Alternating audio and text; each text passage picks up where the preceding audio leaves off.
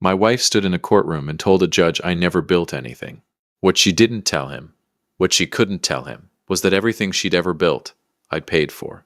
Every brick, every blueprint, every breakthrough with her name on it. Mine. And I let her have it, right up until the moment she tried to take everything else too. Welcome back to Dad's True Revenge. Grab your snacks, get comfortable, and remember, the people in these stories had every chance to behave themselves. They just chose wrong. Drop a comment and be sure to subscribe. You're going to love it here. The day Sandra filed for divorce, I was eating a ham sandwich, not a metaphor. Actual ham. Yellow mustard, the cheap kind. On white bread because we were out of wheat. I remember because the process server knocked so hard the mustard packet slipped and got on my shirt. The blue one Sandra bought me for our 15th anniversary. And my first thought wasn't my marriage is over. It was, that stain is never coming out. That tells you something about where we already were. Her attorney was a man named Brett Evans. Sharp suit, sharper haircut, the kind of guy who billed $400 an hour and made you feel like you should thank him for it. Sandra had hired him 6 weeks before she served me, which meant she'd been planning this while we were still having Sunday dinners, while she was still asking me to pass the salt, while she kissed me on the cheek every morning like we were extras in a movie about a happy marriage. 19 years. Ham sandwich. Blue shirt. Now before I go any further, and I need you to stay with me here because what happens in that courtroom is going to rearrange something in your brain. Let me tell you exactly who Sandra Peterson thought she was divorcing. She thought she was divorcing a man with nothing. And technically, she had receipts. George Peterson. No property in his name. No patents. No business registrations. No published work. No titles. No credentials. No corner office. On paper, I was the human equivalent of a blank page. Sandra, on the other hand, had everything. A thriving architectural consulting firm, Sandra Peterson Design Group, with 41 employees, a downtown office with floor-to-ceiling windows and a client list that read like a who's who of American infrastructure. 3 published papers, 2 industry awards, a profile in Architectural Digest that used the phrase self-made visionary 3 times. Self-made. I'd cut that article out and put it on the refrigerator, actually. Sandra had looked at it and smiled the way you smile at something that is both true and not true at all. And I'd smiled back, and neither of us said the thing we both knew. We were very good at that. Here's what Sandra's Architectural Digest profile didn't mention. The firm started in our garage, in a house I bought, with money I'd saved for 11 years working as a project finance consultant. The least glamorous job title in the English language, by the way. What it means, practically, is that I spent my career figuring out how to fund large-scale construction and infrastructure projects. Finding money, moving money, structuring deals so that ambitious, talented people could build things that actually got built. Sandra was the most ambitious, talented person I'd ever met, so I funded her. Not as an investor, not as a business partner with a contract and a lawyer, and a handshake deal, as a husband. Because that's what you do when you believe in someone. You put your money where their dream is, and you don't ask for a receipt. The first check I wrote for Sandra Peterson Design Group was $47,000. She'd spread her business plan across 3 placemats. It was color-coded. Sandra color-coded everything. Red for risks, green for revenue projections, yellow for what she called faith-based assumptions, which was her charming way of admitting she was guessing. "This is real, George," she said.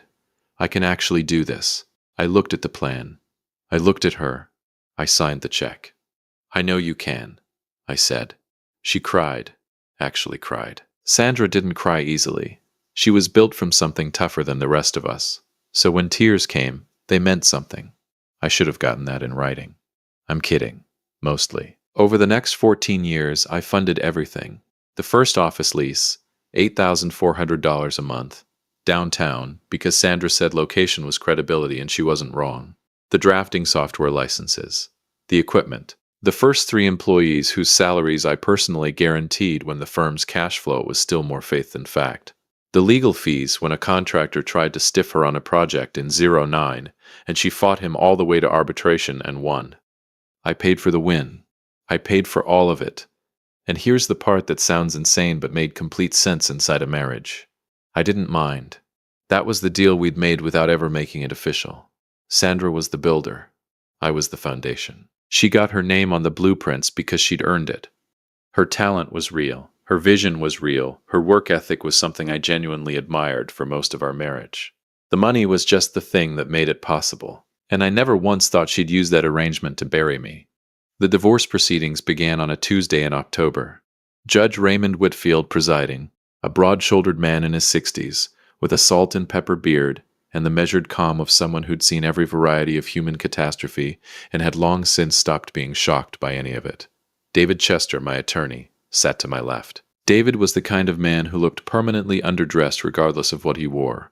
Today it was a perfectly fitted charcoal suit, and he still somehow looked like he'd rather be fishing. Don't let that fool you. David Chester had never lost a case that mattered. He told me one thing before we walked in. Let them go first. Let them build the ceiling. Then we'll show the judge there's no floor.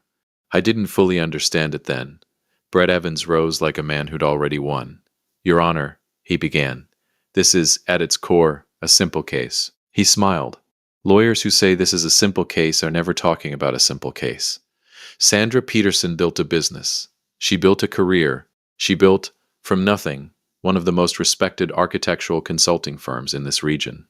He let that breathe. George Peterson contributed nothing to that enterprise. No labor, no expertise, no intellectual capital he has in fact, no verifiable professional output of his own to speak of. He opened a folder. What he does have is a pattern of transferring significant funds from joint accounts into the operating accounts of Sandra Peterson Design Group.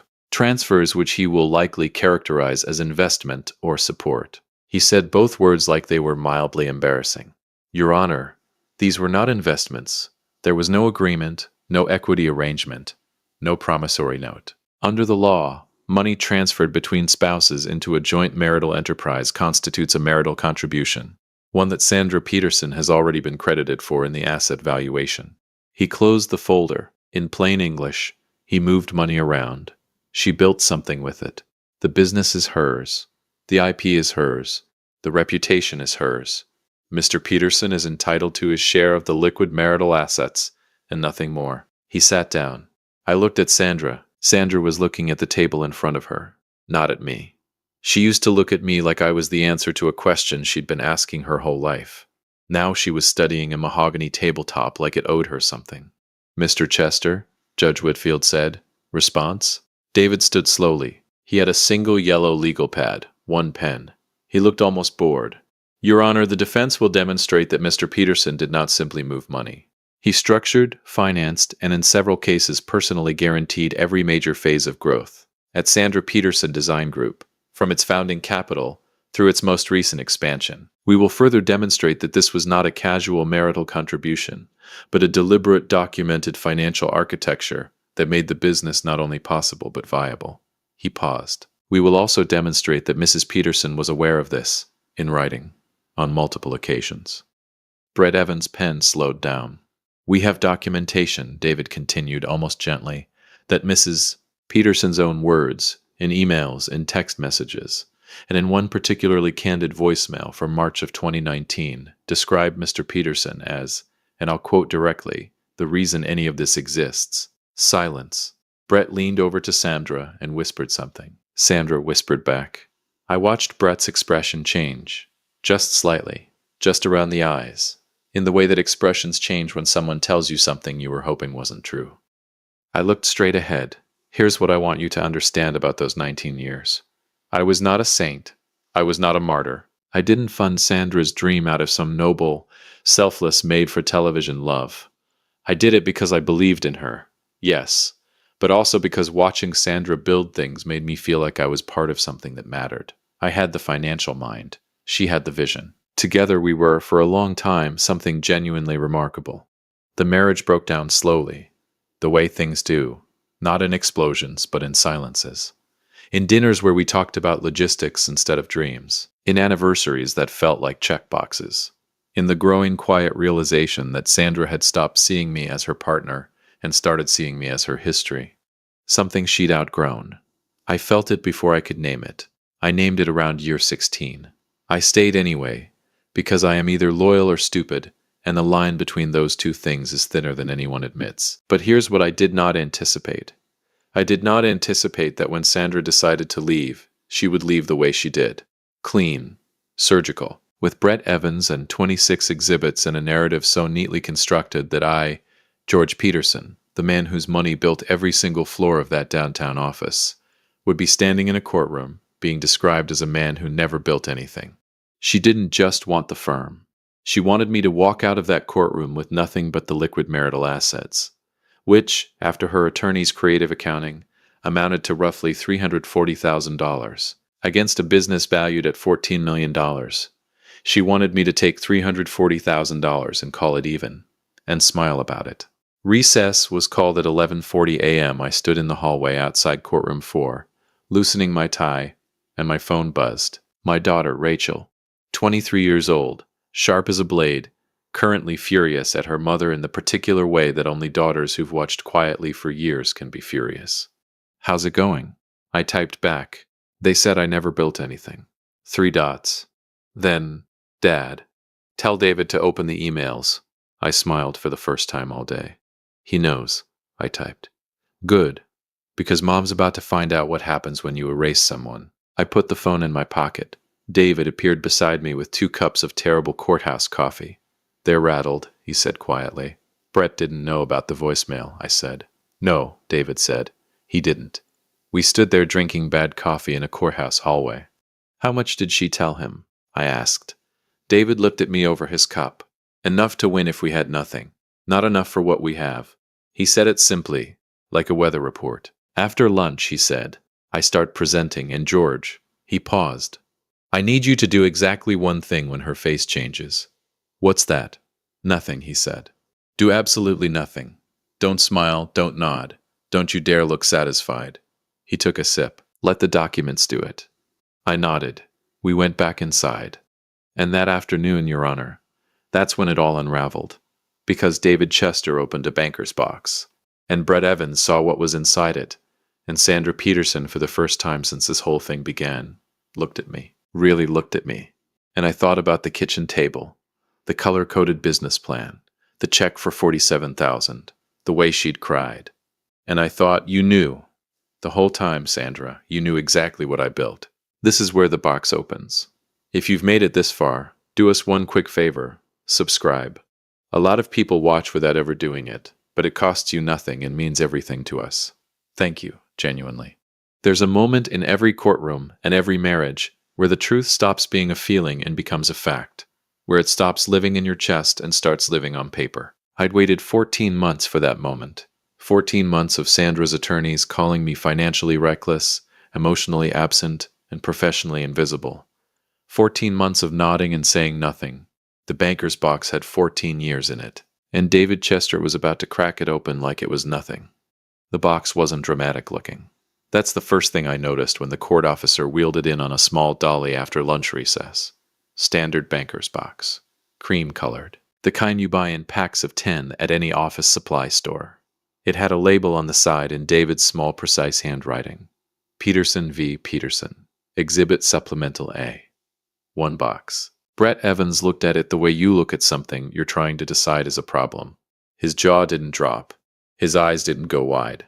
He was too professional for that. But I'd been watching people process financial information for 20 years, and I knew what recalculation looked like on a human face. Brett was recalculating. Sandra was not looking at the box. Sandra was looking at her hands. "Mr. Chester," Judge Whitfield said, settling back into his chair with the energy of a man who had cleared his afternoon. "You may proceed."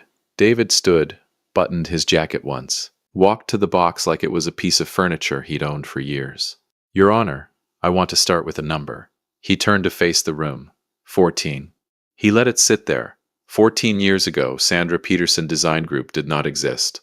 There was no firm, no staff, no clients, no downtown office. There was a woman with extraordinary talent, a color-coded business plan, and a husband who believed in her enough to write a check that most banks wouldn't. He reached into the box. Out came a single document, slipped into a clear plastic sleeve. Plaintiff's Exhibit Supplemental 1. A personal check dated September 14, 2010. Drawn from the personal account of George Raymond Peterson. Made out to Sandra Peterson Design Group, LLC. He walked it to the judge's bench for $47,000. Judge Whitfield looked at it. "This," David continued, was the founding capital of the firm Sandra Peterson is currently valuing at $14 million. He paused just long enough. George Peterson wrote it on a Tuesday evening at a kitchen table. No contract, no equity agreement, no legal instrument of any kind. Another pause, because it was his wife, and he trusted her. I heard Sandra exhale beside her table. Brett wrote something on his legal pad. David went back to the box. Here's the thing about 14 years of financial records. They tell a story that no one can argue with. You can dispute intentions, you can reframe motivations. You can stand in a cream blazer and describe your husband as a man who moved money around without purpose or vision. But you cannot argue with a check. You cannot argue with a wire transfer confirmation. You cannot argue with a signed lease guarantee, a payroll advance record, or an email from a wife to her husband that says, and I'm paraphrasing here, but only barely, without you none of this would be standing. David had all of it. Every single piece. Exhibit Supplemental 3, David said, placing another document before the judge. Office lease for 1240 Commerce Boulevard, Suite 400. Signed October 2011. The personal guarantor on this lease, meaning the individual legally responsible if payments were not met. He tapped the document. Is George Peterson, not Sandra Peterson Design Group LLC. George. He looked at Brett. A man, I'm told, who never built anything. Brett shifted in his seat. I didn't smile. I did not smile. Exhibit Supplemental 5 through 9, David continued, now moving with a rhythm that felt almost musical. 5 separate payroll advance records from 2012 through 2014, totaling $218,000, transferred from George Peterson's personal accounts directly to Sandra Peterson Design Group's operating account during periods when client payments were delayed and the firm could not make payroll. He set them down one by one. Jennifer Marks. Currently Sandra's Director of Operations. She got paid because of these transfers. Todd Reeves, Senior Architect. Same. Michelle Carter, Office Manager of 11 years. He placed the last one down softly. Same. He let that land. 41 employees. 14 years. The math was doing its own talking now. Brett Evans stood. Your Honor, I'd like to object on the basis that... On what basis, Counselor? Judge Whitfield asked, not unkindly. Brett paused. The relevance of these transfers to the current valuation of they are directly relevant to the question of who built what, Mr. Evans, which is, as I understand it, the central claim your client made this morning. Judge Whitfield looked at him steadily. Sit down. Brett sat down. I had always liked Judge Whitfield. David reached into the box again. This time he came out with a manila envelope, sealed. He broke the seal in the courtroom, which I knew he'd staged because David Chester did not do anything accidentally. Exhibit Supplemental 11, he said. Email chain. Between Sandra Peterson and George Peterson, dated March through July 2019, the period during which Sandra Peterson Design Group was negotiating its largest contract to date, a $6.2 million infrastructure consulting deal with Harmon County Municipal Authority. He placed printed copies before the judge and offered a copy to Brett. Brett took it like it might bite him. I already knew what was in it. I'd lived it. March 4th, 2019. Sandra to George. The Harmon County people want a performance bond. $800,000. The firm doesn't have it liquid right now. I need you to post it. I know it's a lot. I know I keep asking. But this is the one, George. If we land this, we're untouchable. March 4th, 2019. George to Sandra. March 5th, 2019. Sandra to George. I don't know what I'd do without you. Genuinely. You know that, right? You are the reason any of this exists. David read that last line aloud, slowly. You are the reason any of this exists. He set the paper down. The courtroom was very quiet. I looked at Sandra. Sandra was looking at the table again. But we weren't done. Because David Chester, God bless that methodical, soft-spoken man, reached into the box one more time. And this time what he pulled out made Brett Evans' pen stop completely. Exhibit Supplemental 14, David said. This is the one I'd like to spend some time on, Your Honor. He walked to a small projector that his paralegal, a young woman named Qley who looked like she'd been awake since 4 a.m. and was running entirely on purpose, had quietly set up during the document presentations. The screen on the courtroom wall lit up. It was a spreadsheet, color-coded, red, green, yellow. I felt something tighten in my chest. Sandra saw it and closed her eyes. This document, David said, was created by Sandra Peterson in January of 2010, 9 months before the firm was founded. It is her original business plan, the one she presented to her husband at their kitchen table.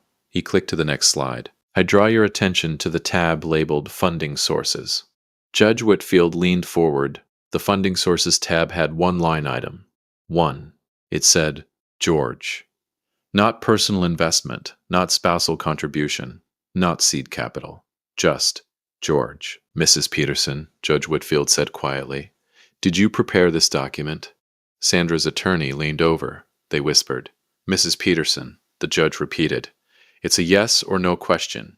Sandra looked up for the first time in an hour. Yes, she said. Her voice was steady. I'll give her that. And is this your handwriting in the margin notation next to the funding source? David clicked to the next slide. The margin notation was enlarged. It said in Sandra's looping cursive, G will handle it.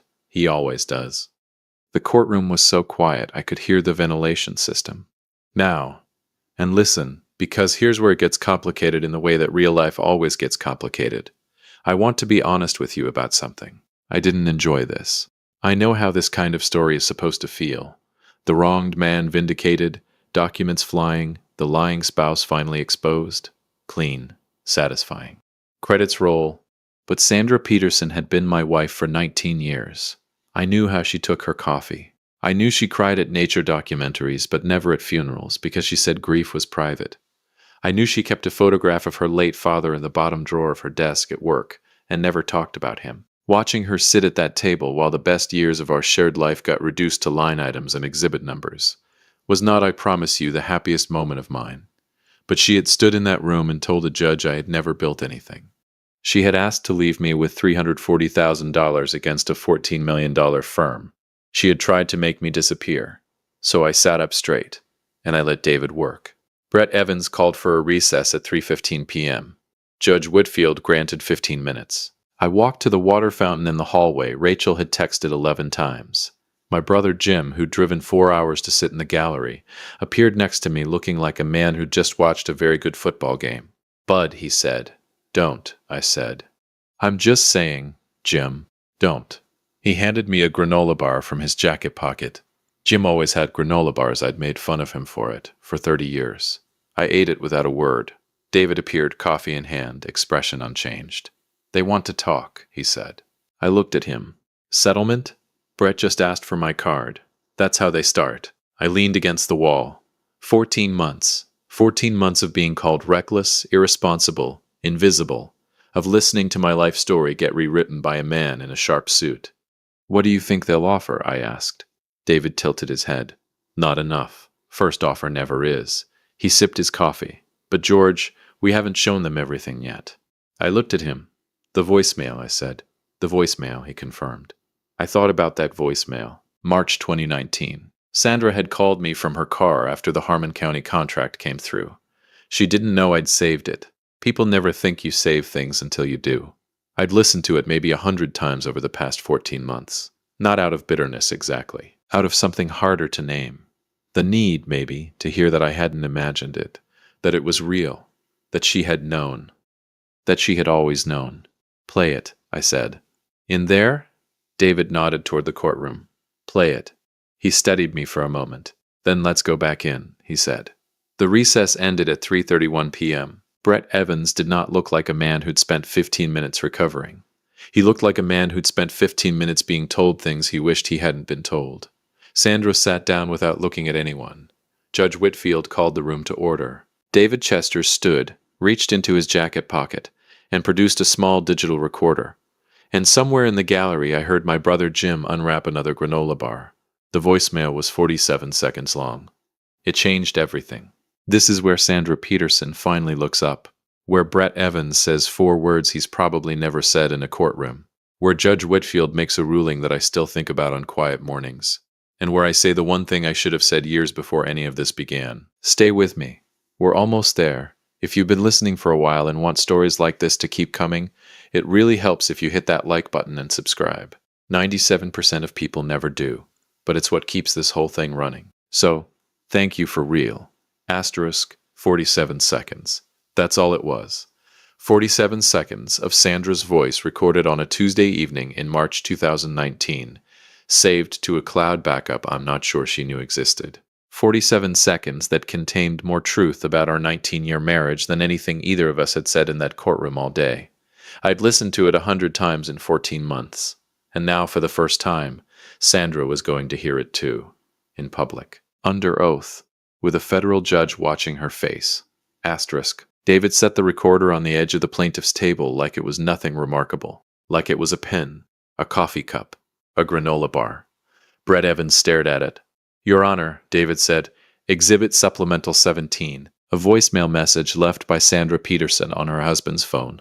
March 6, 2019. The evening of the day Sandra Peterson Design Group was formally awarded the Harmon County Municipal Contract. The $6.2 million deal that, by her own firm's financial statements, tripled annual revenue and established the company's current market position. He looked at Brett.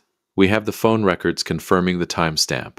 We have the cell tower data confirming Mrs. Peterson's location. Her car, parked outside the firm's office. We have the original audio file, the cloud backup, and a certified transcript. He placed all 4 documents on the judge's bench in one neat stack. We're not guessing, counselor. Brett said nothing. David pressed play. And I want to tell you something about hearing your wife's voice in a room full of strangers, even after everything. Even after 14 months of legal warfare and depositions and a process server and a ham sandwich with yellow mustard, even then, it does something to you, something you can't fully prepare for. Her voice on that recording was not the composed cream blazer voice from this morning. It was the kitchen table voice, the color-coded business plan voice, the voice that used to call me from the car just to talk, back when we still did that. George, it's me. We got it. We actually got it. Harmon County just called. It's official. We got the contract. A pause. The sound of her breathing, slightly unsteady. I'm sitting in the parking lot because I needed a minute before I went back inside. I needed to tell you first, before anyone else. Another pause. I know things have been hard lately. I know I haven't said this enough. But none of this, George, none of this exists without you. The office, the people, any of it. You held this thing together when I couldn't. You believed in it when the numbers didn't make sense and I was terrified. And you just kept showing up. Her voice broke. Just slightly. Just at the edges. I don't know how to say thank you for that. I don't think thank you is even the right word. I love you. Okay? I love you and I see you. I see everything you do. I see all of it. The recording ended. 47 seconds. The courtroom was completely still. The kind of still that isn't peaceful. The kind that sits on your chest. I was looking straight ahead at the middle distance, at nothing, at the wood paneling on the far wall, doing what David had told me, doing nothing. But I could feel Sandra looking at me, for the first time all day, actually looking. I didn't turn. Judge Whitfield took a long breath and set down his pen. He looked at Brett Evans. Brett Evans. $400 an hour, Brett Evans. The man who'd spent the morning describing me as professionally invisible and financially reckless. Brett Evans looked at his client. And then he looked at the judge, and he said 4 words. 4 words I suspect he had not said in a courtroom in a very long time. We need a moment. Judge Whitfield gave them 10 minutes. I sat at my table. David sat beside me. Neither of us spoke. Qley, his paralegal, was typing something quietly on her laptop.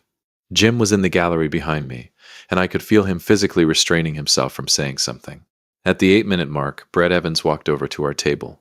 He didn't sit. He stood with his hands in his pockets, and the specific posture of a man who was accustomed to winning and was currently doing difficult math. David, he said quietly, what does your client want? David looked at me. I looked at Brett. Equitable recognition, I said. Brett blinked. Define equitable. 40% stake in the firm. Valued at current market. Paid out over 5 years at prime rate. My name on the founding documents. Amended retroactively to reflect my financial role. I paused. And a formal correction to the Architectural Digest record. Brett stared at me. The magazine, I said helpfully. The one that called her self-made. George, David said. I know, I said. I'm just making a point. Brett looked at his shoes for a moment. The 40% is less than what a court will award me if we go back in there, I said. Not unkindly. Just factually. The way you read a balance sheet. Brett straightened his jacket. I'll talk to my client. He walked back. I watched Sandra listen to him. Her back was straight. Her hands were flat on the table. She was nodding slowly in the way people nod when they're hearing something they already know is true. She didn't look over at me, but she nodded. We went back in at 4:07 p.m. Judge Whitfield looked at both tables. Has there been any movement toward resolution? Brett stood. Your Honor, the parties have reached a preliminary agreement in principle and respectfully request a 30-day period to finalize terms. Judge Whitfield looked at David. David stood. The defense concurs, Your Honor, pending formal documentation of all agreed terms before this court. The judge nodded slowly. He picked up his pen and made a note. Then he set the pen down again and did something I hadn't expected. He looked directly at me. Mr. Peterson, he said. I stood. Your Honor. He studied me for a moment with the measured expression of a man who had presided over enough divorces to know that the paperwork was never the whole story. In 31 years on the bench, he said, I've seen a lot of people sit where you're sitting. People who were wronged. People who had every right to be angry. He paused. Most of them couldn't wait to show me what they had. Couldn't wait for the moment the other side finally understood. He tapped his pen on the bench once. You sat here all day and said nothing. Let the documents speak. He tilted his head slightly. That's either very disciplined or very wise. I haven't decided which. With respect, Your Honor, I said, I don't think there's much difference between the two. Judge Whitfield almost smiled. Almost. 30 days, he said. We're adjourned. The courtroom emptied slowly the way courtrooms do. The shuffling of papers, the muted conversations, the particular exhaustion of a room where something real just happened. Jim materialized at my elbow, with a granola bar and the expression of a man who had been waiting all day to say something, and was now physically incapable of holding it. George, go ahead, I said. That was the greatest thing I have ever witnessed in my entire life. It was theater, George. It was theater, George. It was my marriage ending, I said. He stopped, put his hand on my shoulder. Yeah, he said quietly. I know. I'm sorry. And that was Jim. That was always Jim. Loud right up until the moment it mattered. And then, exactly right. I was putting on my coat in the hallway when I heard her. George. I turned around. Sandra was standing 10 feet away. Brett was somewhere behind her, giving us space in the professional way that attorneys give space when they've been told to. She'd taken off the cream blazer. She was holding it over one arm, and she looked, for the first time in what felt like years, like herself. Not the Architectural Digest version. Not the courtroom version. Just Sandra. She looked tired. She looked like someone who'd spent the day hearing themselves described by their own words, and hadn't enjoyed it. I'm not going to ask you to understand, she said. What I did. How I framed it. I'm not going to... She stopped. Pressed her lips together. I convinced myself it was fair. That I'd done the work and the money was just the money, I said. Yes, and I was just the money. She flinched, just slightly. It wasn't always. I know, I said, and I meant it. It wasn't always. We stood in that hallway for a moment that had 19 years in it. The voicemail, she said finally. I meant it. When I said it, I know you did. Then why? Because meaning something and acting accordingly are different skills, Sandra, I said. You were always better at the first one. She looked at me for a long moment. Then she nodded. Once. The way you nod when someone has handed you something true and you have no choice but to hold it. The Architectural Digest thing, she said. The amendment to the founding documents. A pause. I'll do it. Not because Brett told me to. Because it's right.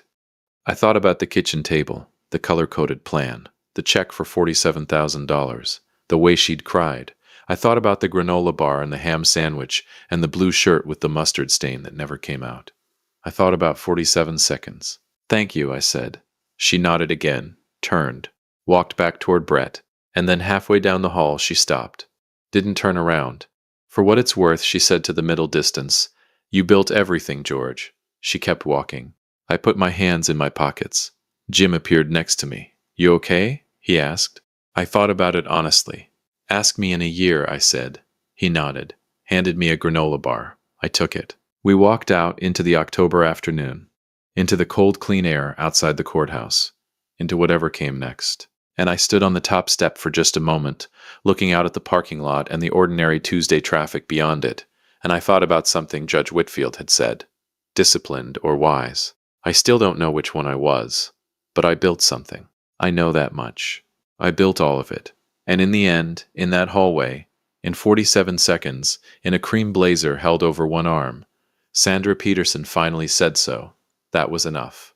It wasn't everything, but it was enough. If you liked this story, join our community by hitting that like button and subscribing for more real, raw, and family-centered stories. And as always, thank you for being a part of this sphere.